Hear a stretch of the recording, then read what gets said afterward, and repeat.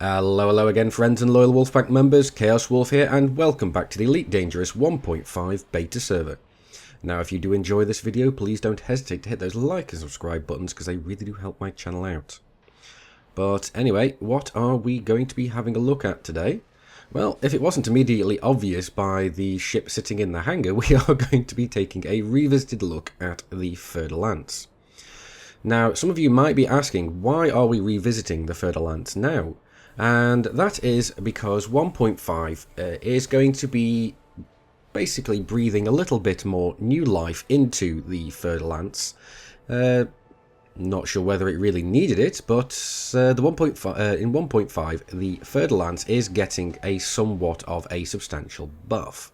How is it being buffed, Chaos, I hear you ask? That is a very good question. The eagle-eyed among you may have already noticed something. And the first thing is that the power plant has actually been upgraded from a class 5 to a class 6. So if we go and have a look at class descending, here we go. Where is it? 5A. Originally, pre 1.5, you were able to only have a maximum power output of 20.40 megawatts. Post 1.5, that is going to be upgraded to 25.2 megawatts. So that is a fairly substantial buff to maximum power output for the ship. That means you're going to be able to fit a lot more equipment onto the ship, whether that be more shield boosters, whether that be bigger weapons, or whatever. This ship is going to see a lot more use, I think, now, because it was fairly restricted by its power output. It wasn't anywhere near as bad as the restrictions placed on the Vulture, but let's be honest, that ship is OP as hell, and it really needs those restrictions. Then again, saying that, the Vulture is still a very, very dangerous ship, even with the restrictions on there. But this ship has now had a buff to its power plant, which is going to make it even more usable. But that's not only it. It's had a couple more buffs as well, and what we're going to be doing is having a look at those as well. Firstly, the ship has had a buff to its maneuverability. So I have taken a bit of footage with the ship pre 1.5 and on the beta server. So we're going to play those side by side and see how well that ship actually performs. Okay, so on the left we have pre 1.5 and on the right we have post 1.5. Both of these are taken with 4 pips to engines and in the sweet spot.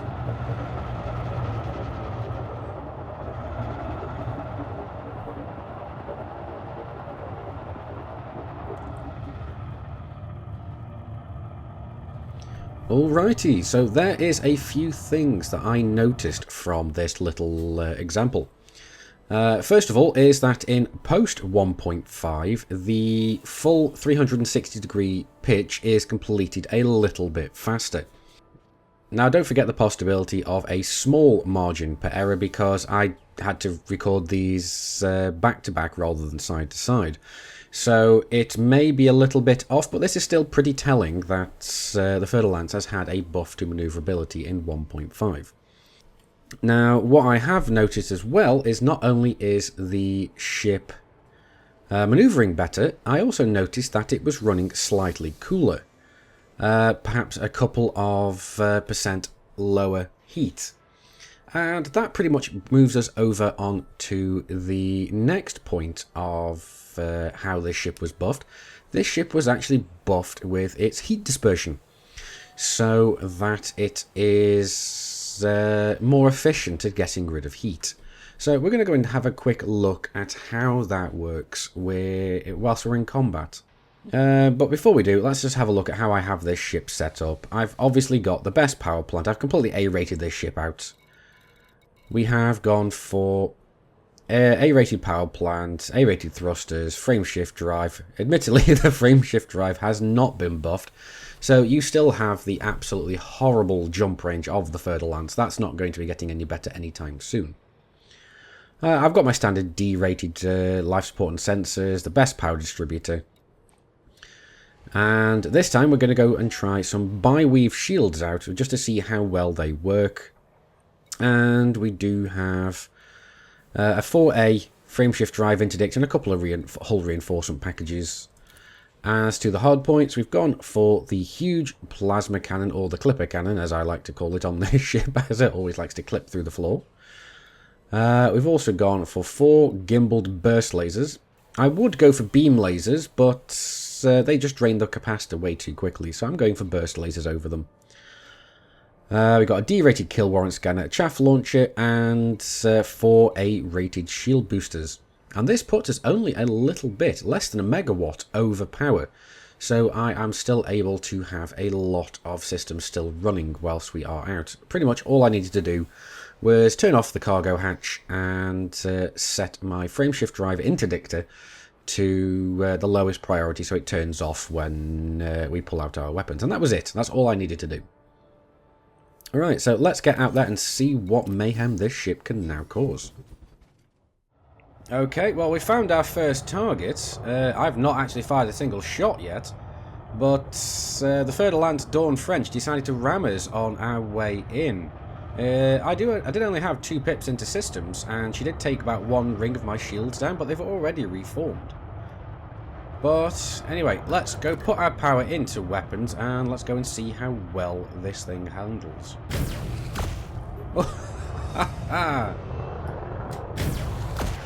Target shields offline.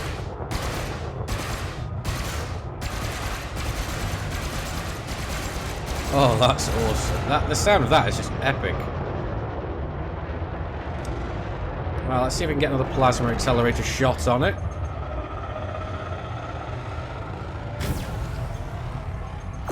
Oh, there we go.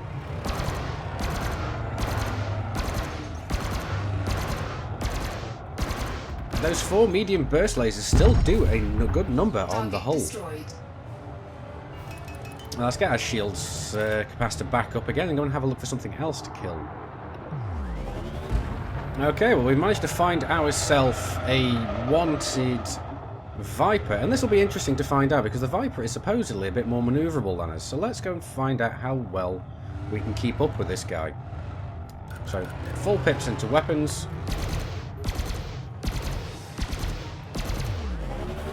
And let's get a little bit closer to him.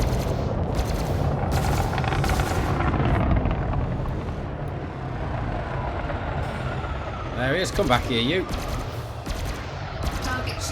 So that's his shields down. These burst lasers seem to be doing a good number on his ship. And there we go. We've got him already. And it didn't even take a full capacitor charge. So that's not bad at all. Well, we seem to have found ourselves another wanted Viper. Well, let's get a little closer to him and see if we can actually land a plasma accelerator shot on him.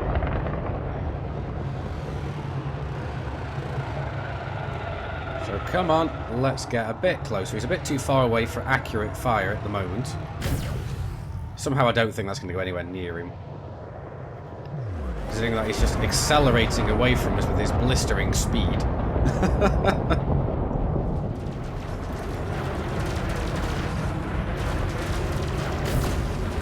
There we go, finally managed to hit him.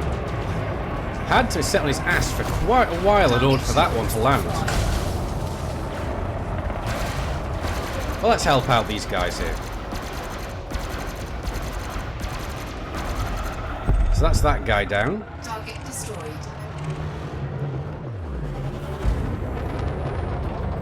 And here we go, a little bit more of a worthy target.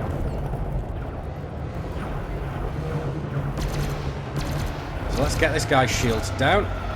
Oh, he's doing the spin of death again, isn't he?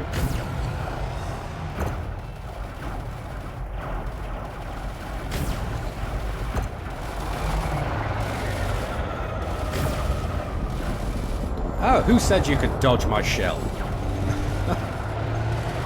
But it does feel like this ship has a good amount of maneuverability. I'm not really finding it difficult keeping this guy in view. Target. Scan detected. But avoiding head-on collisions like that was no difficult feat. Oh look, he's dropped chaff. Whatever will I do? Attack.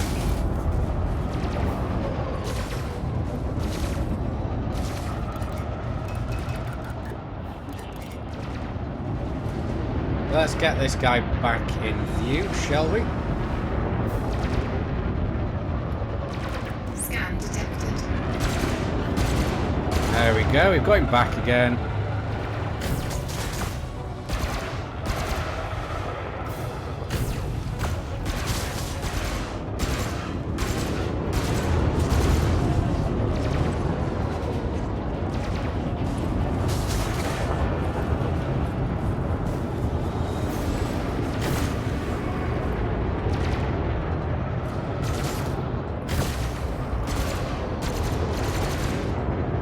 This is a very, very tight turning fight, and I'm having no trouble with it whatsoever.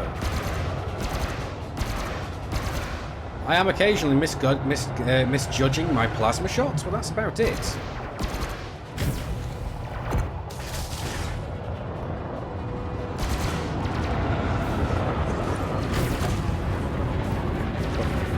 Most of my shots are still going on target.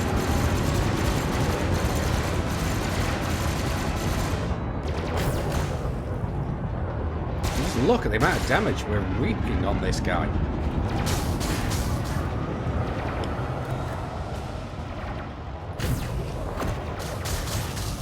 One more. What? A couple more hits and he's gone. There we go. I know that guy's not exactly the most maneuverable, but we just made him look silly. Target destroyed. So anyway, let's get back to the station and go and see how well this thing docks post 1.5. Okay, so we're coming in a little bit quick though. We have been given docking pad 5, so let's align and get ourselves through the mail slot. Now, where are we? There we are. So let's orient ourselves and get ourselves down. Welcome to our station. Now, I don't know about you, but this just feels really, really easy. Docking There we go. successful. Obviously, I knocked it down a bit too Engines quickly. Okay, so let's get down into the hangar and see what I think of this ship. A-rated and post 1.5. Okay, so what do I think about the Fer-de-Lance, basically post 1.5 fully upgraded? Now, I can't really attest to being the biggest expert on the Fer-de-Lance because, like I said, I've only flown it a handful of times and it's always been on the beta server and never on the live servers. So I've got very, very limited experience in this ship. But, saying that, since flying it around in the 1.5 beta servers, it does feel like a very responsive craft. It does have still a little bit of an issue when you are going at high speeds and changing directions. It will still drift quite considerably, but not to any dangerous degrees where you're going to be flying off into asteroids. You don't really need to master the boost turns like you do with the Federal dropship. But it is, like I said, it does feel very responsive. I was quite happily throwing it around in the resource extraction site and quite happily making other ships look stupid. I managed to keep on the tail of much more maneuverable ships and smaller ships such as those Vipers. And it does just feel, very, like I said, it just feels very responsive now. I don't know if that's a big departure from what it was pre 1.5. Because, as I said, I haven't flown the ship much before 1.5. As to the buffs and heat dispersion, flying around just now, I've had no problem with heat build-up whatsoever. I was firing the plasma accelerator off as often as I could, and it was not overheating the ship. I mean, maybe if you hold the button down and fired off your full clip, maybe it would, but I didn't really see it at all. With the burst lasers going as well, I had no issues at all. I mean, I was fully expecting to have to use heat sinks on this ship, but I didn't bother taking any with me. It turns out I didn't even need them. So it does seem that this ship has had a very considerable buff to the ship. At least as far as I understand it. Those of you with much more experience than me with the Fer-de-Lance, feel free to chime in down in the comments to let me know what you think about this. I do think that this ship will see a bit more of a resurgence of use. Not that it doesn't at the moment, but I do think a lot more people are going to be flying this ship just because it now has better stats. It's still going to have a crappy jump range, but that's to be expected with this large combat ship. But anyway guys, that's pretty much it for this video. If you have enjoyed it, please do consider hitting those like and subscribe buttons because they really do help my channel out. And basically remember, I've been Commander Chaos Wolf, you've been Epic, I will see you next time, and until then, keep flying and stay shiny.